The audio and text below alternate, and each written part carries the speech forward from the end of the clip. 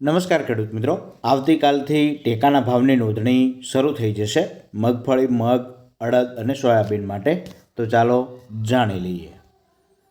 ખેડૂતોએ આ તારીખ યાદ રાખવી કે 15 સપ્ટેમ્બર 2025 સુધી એ નોંધણી કરાવી શકશે. રાજ્યના મહત્તમ ખેડૂતોને ટેકાના ભાવે ખરીદીનો લાભ લેવા અનુરોધ કરાયો છે.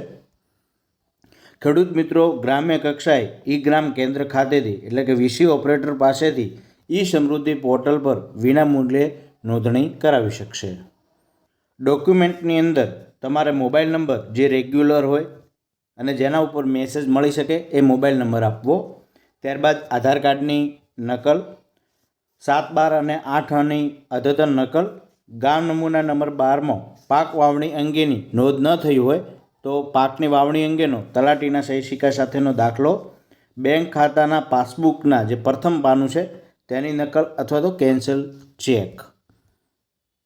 જ્યારે પણ ઓનલાઈન ફોર્મ તમે ભરે વીસી ઓપરેટર ત્યારે ખાસ એ કાળજી રાખવાની છે કે જે પાક માટે હોય તેની ઓનલાઈન એન્ટ્રી એની જ થઈ છે કે કેમ એ તમારે ખાસ જોઈ લેવું. કારણ કે તમે મગફળી હોય અને ઓનલાઈન કદાચ ભૂલથી ટીક મગ, અડદ થઈ ગયું તો આપણને મુશ્કેલી ઊભી કરી શકે છે.